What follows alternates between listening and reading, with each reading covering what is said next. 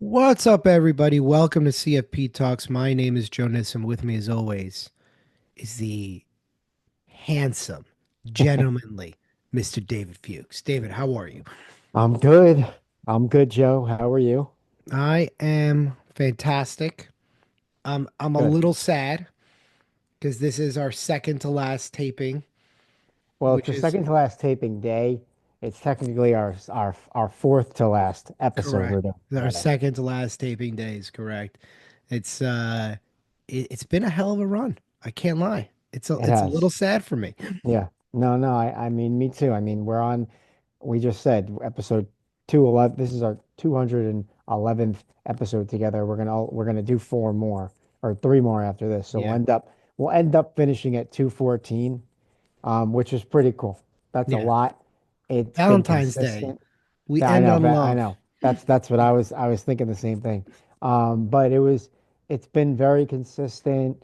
It's been um, it's evolved over, we did this for it's going on for 2+ years, I think, or maybe coming up on 2 years. So it's Yeah. been a great consistent product, and I know it's been very helpful and valuable to NISM tutoring, which that's all I can really ask for, which I'm happy about. Well, I think it's also cool to get to see an idea grow from a seed into its Mhm. infancy and into an actual maturing product because, we had this conversation post exam, what, in 2022, I think I Hmm. was in New York, and we 2022. sat down and you're like, I want to find a way to work with you. And I was like, I have this idea. What if, you know, would you be interested in doing a podcast with me? And you were like, yes, Hmm. 1000%. Yes. And, it was crazy because the first, I don't know, first six months, 9 months we did it. We did really long episodes.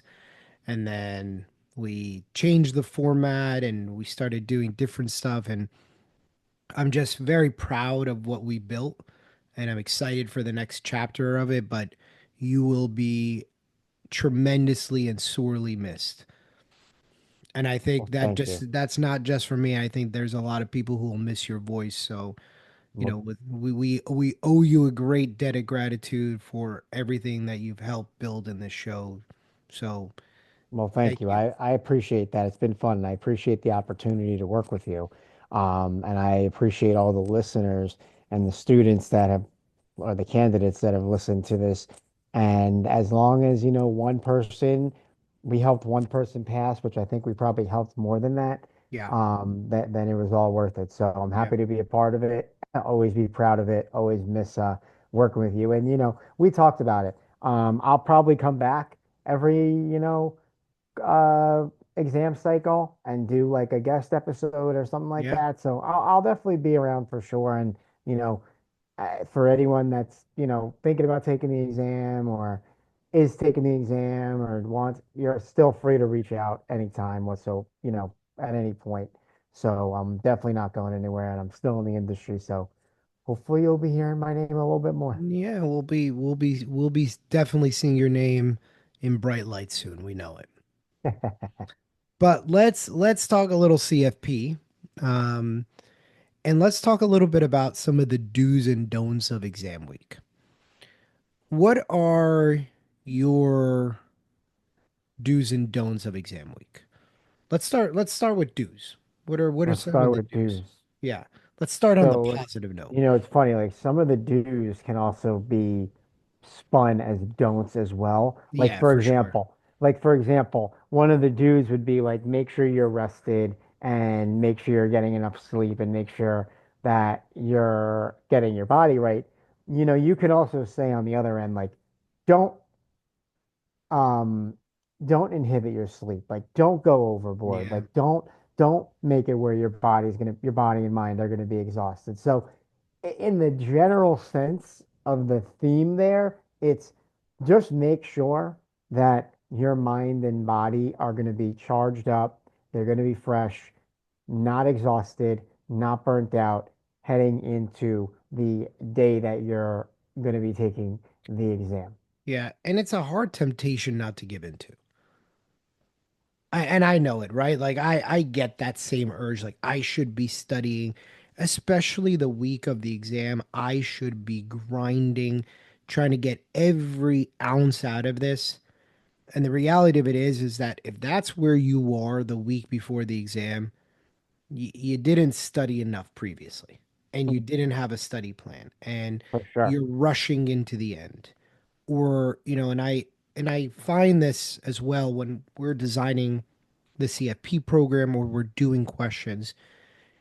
The beauty of putting together a curriculum plan when I'm curriculum planning is, and we're writing questions, and we know we have a big mountain of questions that we have to write for our students, is we break it down into a daily thing. We are going to write 40 questions a day, right? And we know by writing 40 questions a day, there isn't this mad dash into, oh my God, students are going to be doing these questions. We need to get them out. We want to be weeks ahead of where we need to be. So we have extra time to scrub it and look at details and make sure everything's at an exact place. And that's the same idea that we put into our study plans, is that we want that consistent effort day to day, because then there isn't a whole lot of heavy lifting to do at the end. In fact, the best part of that last week is you get to do all the tidying up, Right. all the things that you wrote down on your list of things that I need to do, we need to be tidying up. So if you're feeling like I can't sleep 8 hours a night, you've done something horribly wrong. Eight Yeah. hours is a minimum. And I know people are going to look at that and go, absolutely not. I can't. No way. It's not the hardest thing in the world. Get your ass to bed at 9. If you get your ass to bed at 9, that means you can wake up at 5 a.m. and you've slept 8 hours. Hmm. If you go to bed at 10 and you wake up at 6, if you go to bed at 11, you wake up at 7. It's a very simple thing. And I guarantee you that if you go into your study day or into your day in general, I guarantee you you're burning an hour on Instagram or on your phone or texting or doing a whole bunch of stuff on that you don't necessarily need to be doing the week of the exam. And I get it. The nerves take over. You feel like you need to keep moving and doing something, otherwise, you're going to freak out. And this is the time not to do that. This is the time to be sleeping a lot. So Would everything you, comes together. would you, again, just on this like topic of like sleeping, is it like get 8 hours or is it, hey, just get the right amount of rest that like you need? Because like I honestly don't need 8 hours to wake up the next day and feel like good. So like where is this? Is it like eight is like the minimum, or is it just like your general rule of thumb is eight, but I like it. the real rule is like, hey, just get enough rest that is going to be suitable for you. Well, I think eight is the number, especially when you're grinding and studying. And again, the harder you are grinding throughout this process, and like, here's the thing: when you were studying, you didn't have like the responsibility of a family. And I'm No, sure for everybody who has been studying with a family, 8 hours is they're happy to take it impossible. if they can get it, Yeah, but impossible when you have your day-to-day stuff. So for most people, as a rule of thumb, now, are there going to be people who sleep 7.5 and go, I feel amazing on 7.5? Of course, that's what I'm saying. right? Of course, that's going to be the case.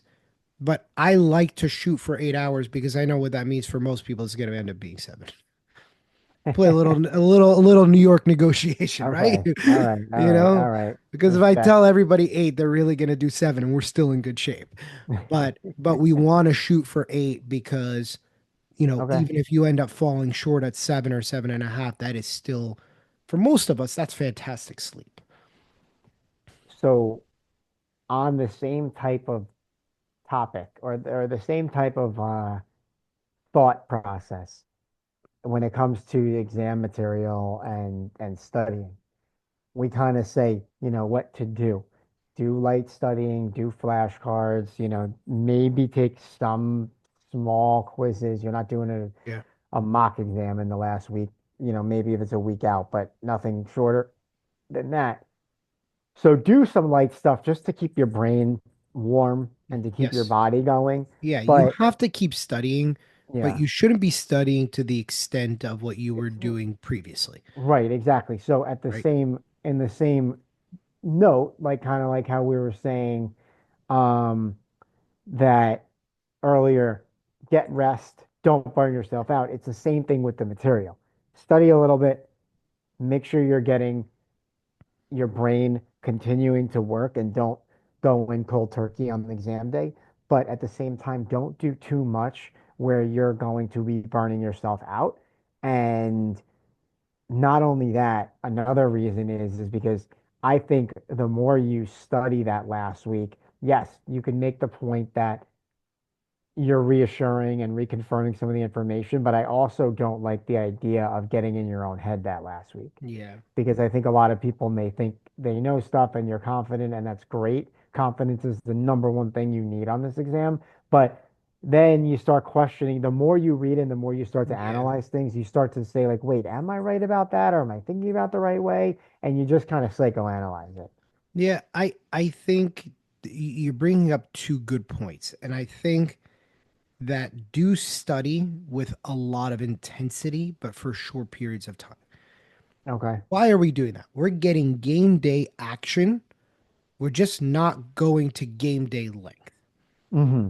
right? It's like the one thing that everybody makes the mistake of is if light studying means I'm barely studying, I'm barely paying attention. I have my books open, but I'm barely. No, no, no, no, no. That's not what that means. That means you're going to study very intensely for 90 minutes or two Hmm. hours. But you're not going to the 3 hour mark or the 4 hour mark because all that extra time you're resting or getting your errands done so you can get to bed and you can do it all over again. The intensity doesn't drop off while you're studying because we still want to keep your brain in that mode. We just don't want to kill you, Hmm. right? It's like if you were going, to run a marathon, your preparation that week wouldn't be walking, right? You'd No, you're run, right. you'd You'd you run do a a couple short, miles. right? You do a short Right. run and you might go, you know what I'm going to do this at? If my pace for the marathon is going to be a 7 minute pace, I'm going to run these at 7:15 or 7:30, just a little slower than marathon, but I'm still in game day mode. I'm not turning this thing off and running at a 10-minute pace or walking Oh yeah. because then you're Yeah. going to get to game day and you're going to feel really unprepared because the last time that you went at it with intensity was 10 days ago and we don't Right. want that. Hmm. It means that you shorten it down and a majority of that is cleanup items, right? But you're still operating at a high level, maybe toning it down to a 90 or 85% level and you're shortening that window, but it's not I'm going either at 100 or I'm going at 20. We want to back it off a little bit, but we don't want you necessarily to turn it off. That's not the point of what we're saying. And that's the misconception here. We're not telling you to turn it off. We're telling you to tone it down so you are fresh. But you still need to be in exam mode because you're at this critical juncture where if you start turning it off for a week, that information starts dissipating and then you start questioning yourself and then oh my god, am I ready? And this turns into a nightmare that you want nothing to do with. This is cleanup. I'm going in high level of intensity. I'm doing that for a short period of time and I'm using it to do all the stuff that I wanted to do. Let me read about Gratz again. Ah, that's the rule. That's the thing that I wasn't getting in the question. Got it. Right? All the things that were on your list that I want to double check charitable giving. I want to go back and reread on how community property steps up. All these things that maybe that has been kind of evading you during your study process and you want one more tweak on it, that here's your chance. Yeah. Right? That's the confidence builder. But you're not pedal to the ground or I'm just not putting my, foot on the pedal at all. But Yeah. that's what Yeah. I would say. And that's really kind of my big thing for this week. Yeah. And then the last thing I wanted to run by you that I think is something that either people make a big mistake on or they're not sure how to handle it, is the mock exam. Hmm. So, what is your general rule of thumb on do not take a mock exam after this day? I like, in general, I like your last mock exam to be about a week out, 5 to 7 days out. Yeah, We can crunch that down to 4, meaning if you're taking the exam on Thursday, Sunday is still an acceptable window. yeah. But But I don't anything want to, after that, anything after that, it's just too close. It's yeah, I too was, big of a mental effort. yeah, a general rule of thumb is the ballpark number for me would be a week out. Um, Anything more than that, it's not as close. Like 12 days out, like there's still plenty of time left to take one if you need to. Anything less than the week, I suppose yes, you could stretch it to 5 if you want. Anything after that, I wouldn't do that. Like you said, it's just too much of a mental hurdle and it's going to burn you out. But I think, you should shoot for stopping the mock exams about a week out. I'm trying to remember my last one. I think it was about a week out Yeah, from when I took my if I exam. remember correctly, I believe it was either 6 or 7 days out. But, Yeah, to give you guys a frame of reference, the last mock I took when I took CFA level 3, I took that exam on a Wednesday. My last mock was on a Saturday. And so it was 4 days, so it was 5 days. Wednesday to Saturday. Wednesday, so Saturday, so sat 1, 2, 3, Oh, 4, you're 5. saying it was Saturday to Wednesday. Okay. I thought Saturday you to were Wednesday. saying you took it on Wednesday and then you took the exam on Saturday. No, no, no, no, no. Other way around. Yeah, yeah, Right. yeah. So Okay. then I had plenty of days because then I could review it on Sunday. And then Hmm. Monday, Tuesday, Wednesday were You're chilling. 2 hour days where I was, again, reviewing, doing a little review, doing some practice questions. My rule was it was 30 minutes of flashcards, intense, 45 minutes of questions, intense, and then 45, what was it? 45 minutes of cleanup items. That was my Yep. rule going in those days. And it were, I can't even begin to tell you how helpful that process was because me and my study partner were like, boom, boom, boom. That's it. Done. Tuesday, come back in. Same thing. We did that. And it was just intense flashcard, but it was like the level of intensity was there. So our, we weren't kind of like going, "Meh," like, but that when I took that exam, I really felt like I went in there extremely, extremely confident. You know, now of course the exam is going to shake you and bake you a little bit, but I was strong enough where I did so much cleanup that I was pretty confident in those in what I was putting down on the paper. Good. And that's the way we want you guys to go in is to feel confident. Like you're never going to be 100%, but you should have some degree of confidence Yeah. of what you're putting down on the paper. Hmm. All right, let's wrap it up right there. With that, we hope you enjoyed this episode, everybody. With any questions, comments, or concerns, reach out to David or myself. Please make sure to like and subscribe to this channel, and we will see you guys on our next episode.